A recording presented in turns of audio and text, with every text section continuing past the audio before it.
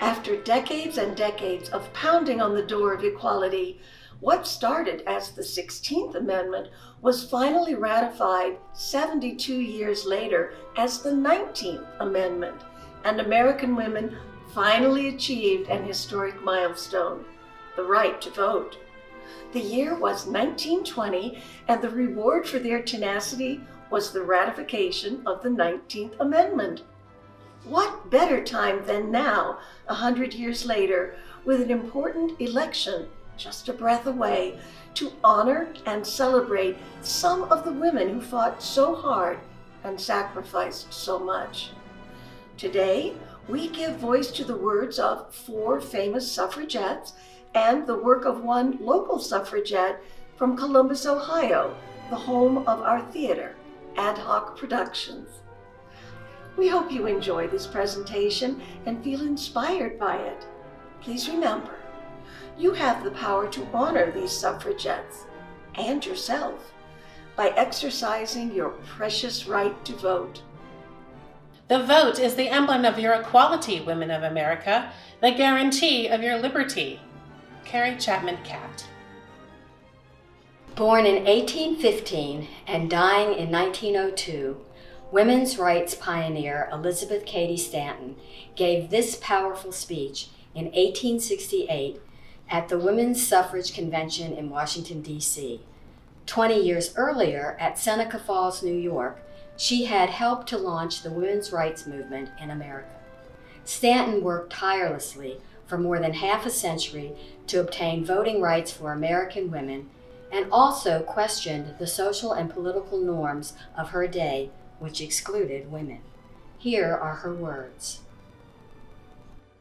I urge a 16th Amendment because manhood suffrage, or a man's government, is civil, religious, and social disorganization. The male element is a destructive force, stern, selfish, aggrandizing, loving war, violence, conquest, acquisition, breeding in the material and moral world alike discord, disorder, disease, and death. See what a record of blood and cruelty the pages of history reveal. Through what slavery, slaughter, and sacrifice, through what inquisitions and imprisonments, pains and persecutions, black oak codes and gloomy creeds, the soul of humanity has struggled for the centuries, while mercy has veiled her face and hearts have all been dead alike to love and hope. The male element has held high carnival this far. It has fairly run riot from the beginning, overpowering the feminine element everywhere, crushing out the diviner qualities in human nature, until we know but little of true manhood and womanhood. Of the latter, comparatively nothing, for it has scarce been recognized as a power until within the last century. Society is but the reflection of man himself, untempered by women's thought, the hard iron rule we feel alike in the church, the state, and the home. No one need wonder at the disorganization, at the fragmentary condition of everything, when we remember that man, who represents but half a complete being, with but half an idea on every subject, has undertaken the absolute control of all sublunary matters. People object to the demands of those whom they choose to call the strong-minded because they say the right of suffrage will make women masculine. That is just the difficulty in which we are involved today. Though disenfranchised, we have few women in the best sense. We have simply so many reflections, varieties, and delusions of the masculine gender. The strong natural characteristics of womanhood are repressed and ignored in dependence. For so long as man feeds woman, she will try to please the giver and adapt herself to his condition. To keep a foothold in society, women must be as near like men as possible, reflect his ideas, opinions, virtues, motives, prejudices, and vices, she must respect his statutes, though they strip her of every inalienable right and conflict with that higher law written by the finger of God on her own soul. We ask women's enfranchisement as the first step toward the recognition of the essential element in government that can only secure the health, strength, and prosperity of the nation. Whatever is done to lift woman to her true position will help to usher in a new day of peace and perfection for the race. In speaking of the masculine element, I do not wish to be understood to say that all men are hard, selfish, and brutal.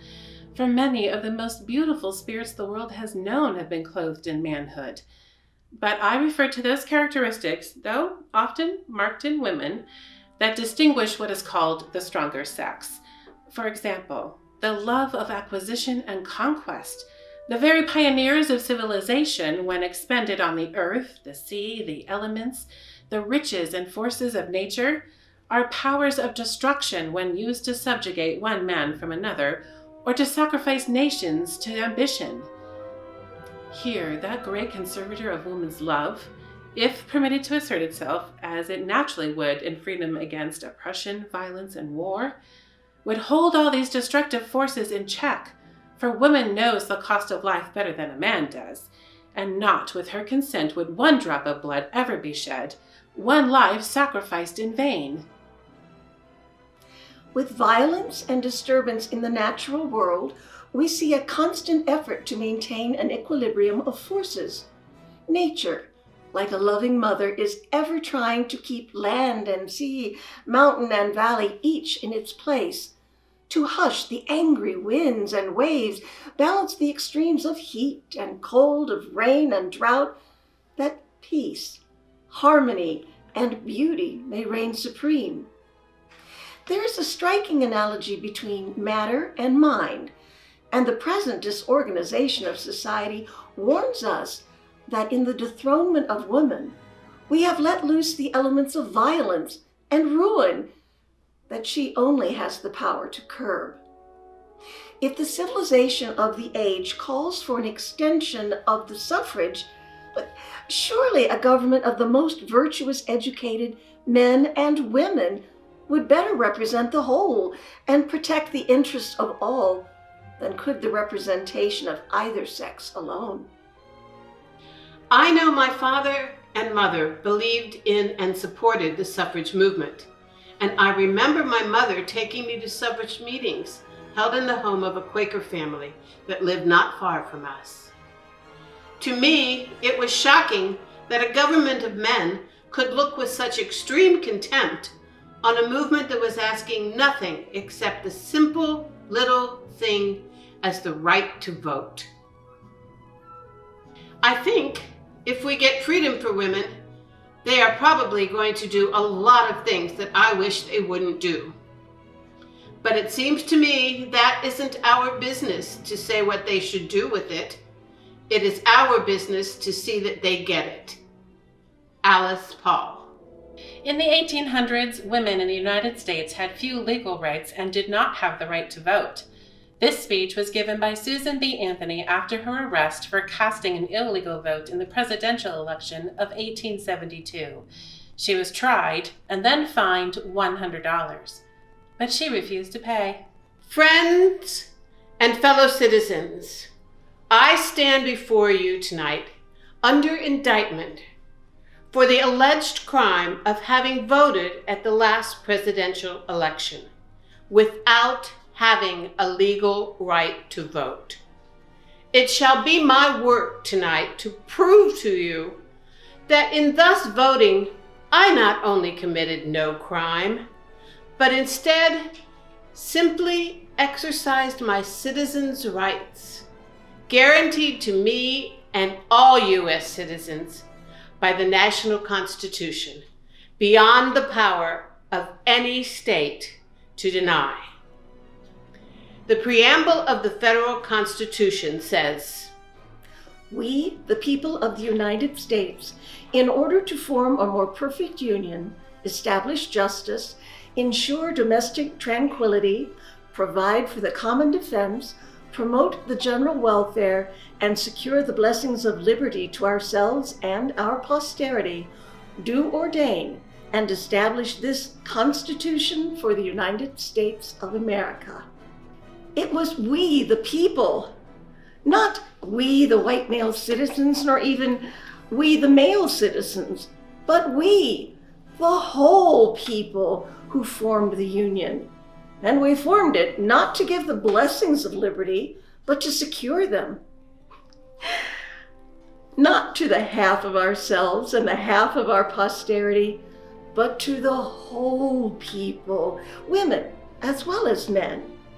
And it is a downright mockery to talk to women about enjoyment of the blessings of liberty while they are denied the use of the only means of securing them provided by this democratic Republican government, the ballot.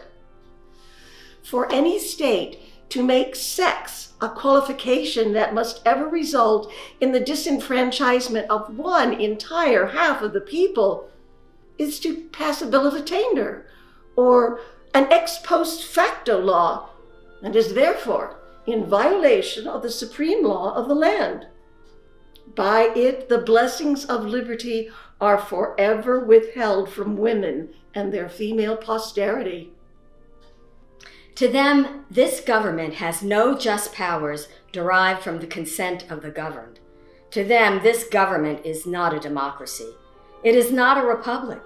It is an odious aristocracy, a hateful oligarchy of sex, the most hateful aristocracy ever established on the face of the globe, an oligarchy of wealth where the rich govern the poor, an oligarchy of learning where the educated govern the ignorant, an oligarchy of race where the Saxons rule the Africans. But this oligarchy of sex, which makes father, brothers, husband, sons, the oligarchs over mothers and sisters, the wife and daughters of every household, which ordains all men sovereign, all women subjects, carries dissension, discord, and rebellion into every home of the nation. The only question left to be settled now is, are women persons? And I hardly believe any of our opponents will have the hardihood to say they are not.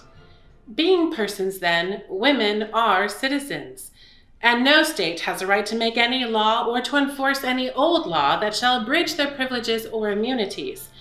Hence, every discrimination against women in the constitutions and laws of the several states is today null and void, precisely as is every one against Negroes. The president can pardon us again and again and again, but picketing will continue, and sooner or later, he will have to do something about it. Alice Paul. To the wrongs that need resistance, to the right that needs assistance, to the future in the distance, give yourselves. Carrie Chapman Catt. I think the government's strategy was to discredit me, that the other leaders of the Women's Party would say, well, we had better sort of disown this crazy person. But they didn't. Alice Paul. The work of Belle Coit Kelton, a prominent figure in the Central Ohio suffragette movement, makes it especially appropriate that this presentation was made in the well-known Kelton House, located in downtown Columbus. Encouraged by her mother, Belle was a suffragette from an early age, and as an adult, a pioneer in the establishment of organizations that to this day still work to ensure that anyone can exercise the right to vote. Here is an excerpt from one of the many articles local newspapers published celebrating her on her 100th birthday. When she was 5 years old, Belle Coit got her first and most important lesson in philosophy. She returned home crying that the children of the neighborhood had been taunting her with phrased shouts that her mother was strong-minded. Mrs. Coit, active in the then unpopular suffrage movement, calmly stopped her daughter's tears and asked her, "Isn't it always better to be strong-minded rather than weak-minded?" The year was 1860, before the Civil War. 14 years later, Belle remembered her mother's rejoinder. She and a friend, Alice Townsend, visited the campus of the Ohio Agricultural and Mechanical College and informed President Orton they wished to enroll. In no uncertain terms, President Orton informed them that he would not permit females to enroll in his new college. The next day, the two girls confronted him with a copy of the new A&M charter. They called attention to the phrase, "to the youth of the land." And then, before he could say another word, they showed him a copy of Webster's dictionary, which defined youth as young men and young women. Thus it was that Belle Coit became one of 7 women to enroll in the now Ohio State University. She was a member of the class of 78, but never graduated. She withdrew to take a trip abroad and never returned to complete requirements for a degree.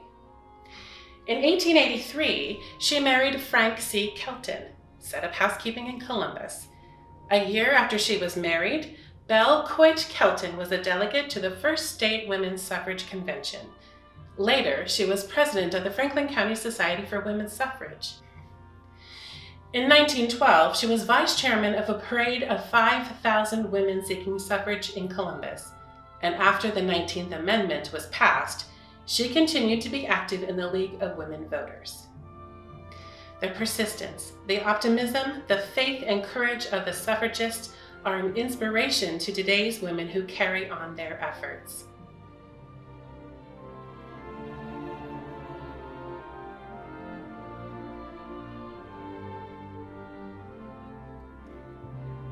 Mr. President, how long must women wait to get their liberty?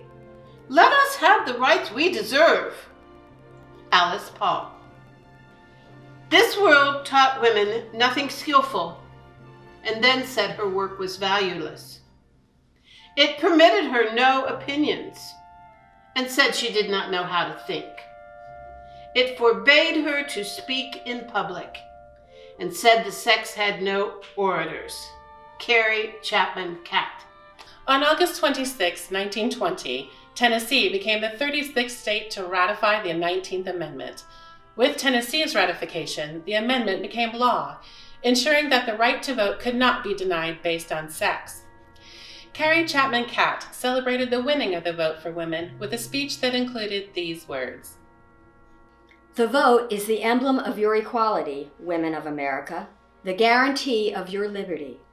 That vote of yours has cost millions of dollars and the lives of thousands of women. Money to carry on this work has been given usually as a sacrifice, and thousands of women have gone without things they wanted and could have had in order that they might help you get the vote. Women have suffered agony of soul which you can never comprehend, that you and your daughters might inherit political freedom. That vote has been costly. Prize it. The vote is a power, a weapon of offense and defense, a prayer. Understand what it means and what it can do for your country.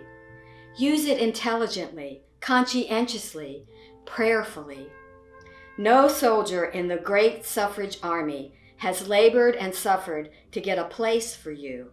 Their motive has been the hope that women would aim higher than their own selfish ambitions, that they would serve the common good. The vote is won. 72 years the battle for this privilege has been waged, but human affairs with their eternal change move on without pause. Progress is calling to you to make no pause. Act. Everybody counts in applying democracy. And there will never be a true democracy until every responsible and law-abiding adult in it, without regard to race, sex, color, or creed, has his or her own inalienable and unpurchasable voice in government. Carrie Chapman Catt.